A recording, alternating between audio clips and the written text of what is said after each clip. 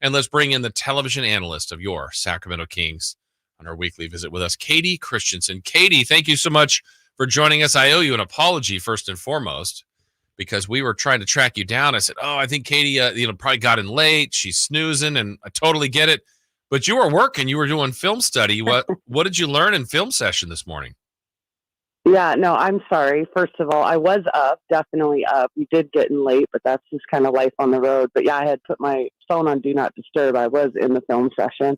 No, it was really good. They showed basically the turnaround, right? Defense, how it changed in the final three quarters, and Mike Brown giving a lot of love to the guys for turning it around. So, and then it's about getting ready for Charlotte. So here we are, second night of a back-to-back. Let's see how the Kings respond.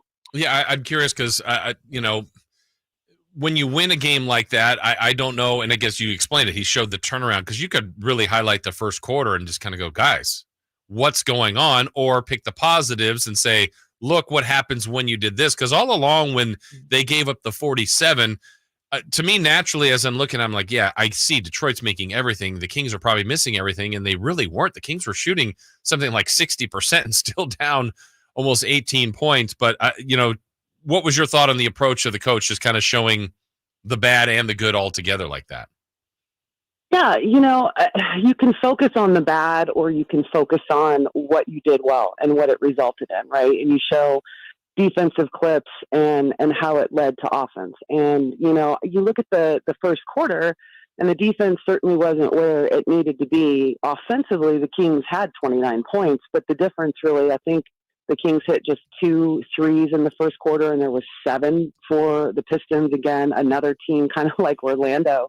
That is not a good three-point shooting team, but this is the NBA, and anybody can get hot. And we all know how, you see the ball go through a few times, and then it kind of has this synergy where everybody starts feeling confident with that shot. But, you look at defensively what the Kings did in the final three quarters, and, a lot of love for Kevin, Malik, Juan. They did a really good job of the little things that a lot of people aren't going to see just watching the game live, getting to the nail spot, shrinking the floor, going over screens and fighting over those, on-ball screens up high, and how it kind of shifts, and they were able to get verticalities. And they, the second quarter where they have 3 or 4 blocks, I think, in the second quarter, and, guys chasing guys down from the help position and getting blocks from behind, just a really, really good job. And when this Kings team, what did they have? 13 fast break points in the second quarter. You play defense, and it leads to really easy offense. And that's really what the turnaround was about. And it was great to see Juan Toscano-Anderson, get some time early in the game, and just signed back to a 10-day contract yesterday. And Mike Brown went with him early, and he had 2 or 3 fouls. He was playing really, really physical, but when you get him off ball, he does a really, really great job of being in the spots he's supposed to be. And so I like that. As a player, you can always point out the bad, but you also, the bad. Like, you just went through it, you lived it, what went wrong.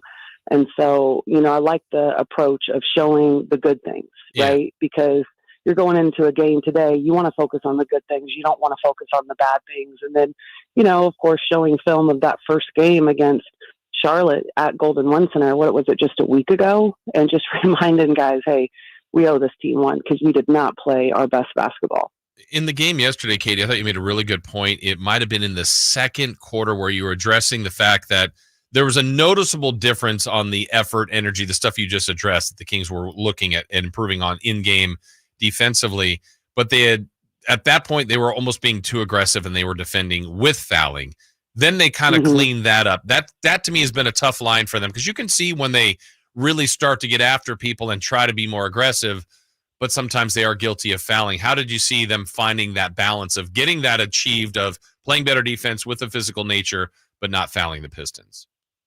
So when you start out and you have a game where you're not defending well for the first quarter and you just kind of get rolled, right?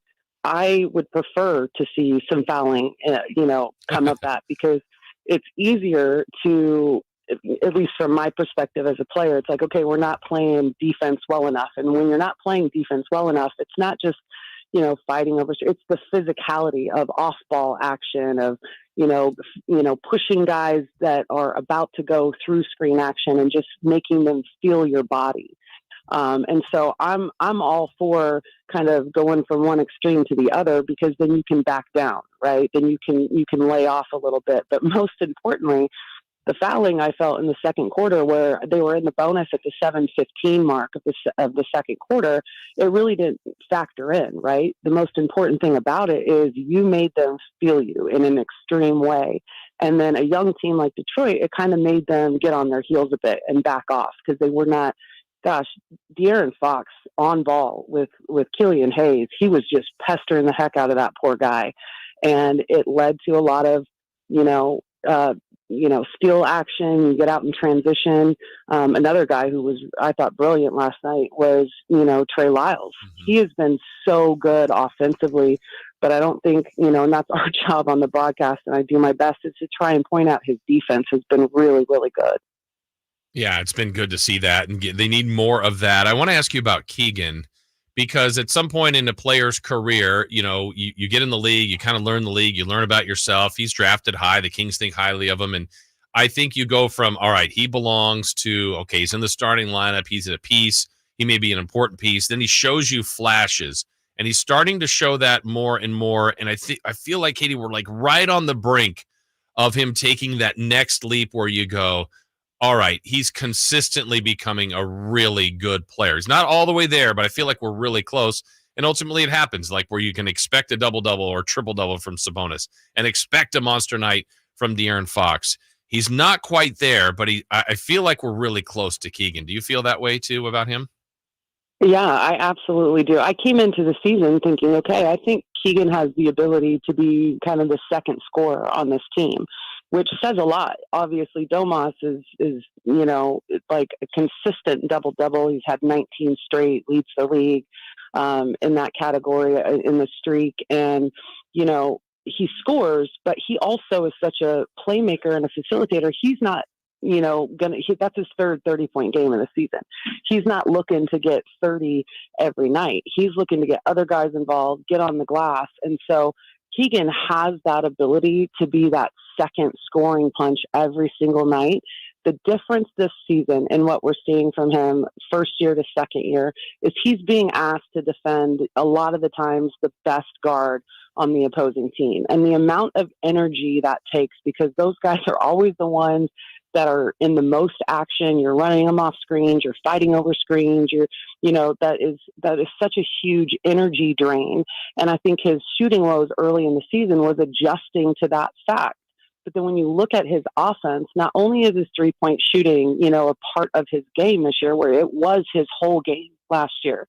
We would point it out on the broadcast a year ago, where it's like, oh my gosh, he just had a dribble pull up, a mid-range jumper. Like, the difference this year is that he is scoring at like every level. What was it? I think the Orlando game where he had 3 dunks in a game, and, he's getting to the elbow, he's getting to the mid-range. We've seen him call people off and give him, saying, hey, I want this ISO on the wing, and then scoring on guys. Like, I think that he's figuring out how to play both ends of the floor with the same amount of energy, and has just kind of gotten into that kind of shape now, almost at the midway point of the season, where the energy he's exerting on the defensive end isn't kind of, making the offensive end hard for him. Mm-hmm. He's figured it out, and he's doing such a brilliant job. He had 2 points in that first quarter, and the second quarter he just went off. And I love his aggression and the fact that he's looking to score in a multitude of ways. Yeah, it's been fun to watch his growth. I was talking about this earlier as we're talking with Kayte Christensen, TV analyst here on the Folsom Lake Honda Hotline. I get it. Not everybody's going to play their best game every night. That's a virtual impossible ask to get from a team. But if I list like Mitchell, Herder, Barnes, Sasha, Duarte, I mean, there's a pretty lengthy list of, I want to say, like the other guys that haven't been consistent. And part of it is maybe their minutes and in the rotation. I know that's got to be tough for those guys and their roles, and tough for the coaches, not knowing what you're going to get on a nightly basis from some of those guys that I would say have played better than they've played this year. Have you had a good read on kind of those role players, on why they've been so up and down this year?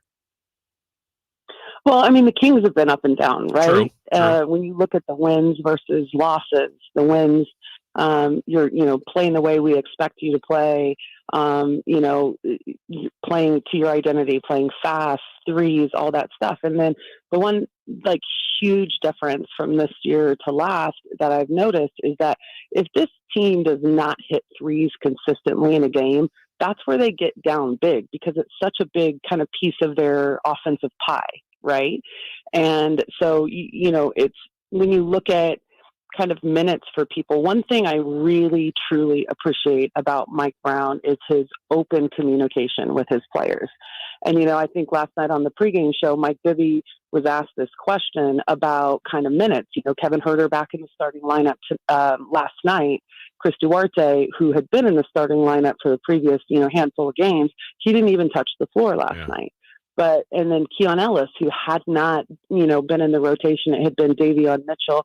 He played a big role last night early. Well, you look at the end of that game in New Orleans and what happens? Keon goes in there. He plays great defense. Offensively, he's productive. He's scoring. And so Mike Brown gives him the early call in the game yesterday against Detroit. What I do appreciate about Mike Brown from a player perspective is, yes, I get what Mike Bibby was saying about he doesn't like the up and down, right? Because the player wants to know. Yeah. But at the same time, Mike Brown is so open communication, has such open communication with his players that they're aware of everything that's going on. And you can appreciate that as a player. It's when they don't talk to you and then, you're playing and then you don't play where you get a little confused. But the thing is that I like about it is like you can struggle for a few games. You can fall out of the rotation because you're not being productive.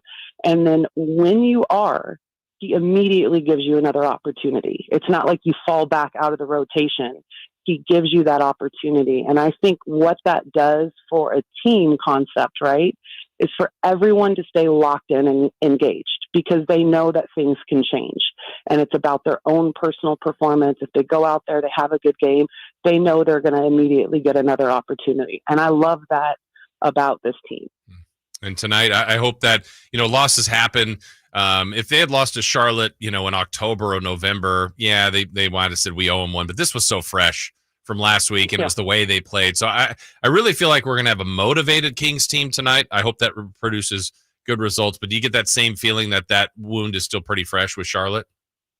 Yeah, I think so. I think, it's like you said, it was last week, and it's something that you still remember. If it did happen earlier in the season, you can tend to forget something like that. But, I think it's easy to say that they did not play their style against Charlotte. Yeah. They were just really lackadaisical on both ends of the floor, and Terry Rozier and Bridges just did a great job of coming out and being a constant form of pressure on your defense, right? They score in a multitude of ways and just really make it hard on you. And so I think that, short-term memory in this league, well, last week is short-term memory, right? Like you remember it, it still stings a little bit. For sure. Well, Kayte, keep up the great work. We're glad we tracked you down today. We're glad we got to talk to you after a win finally.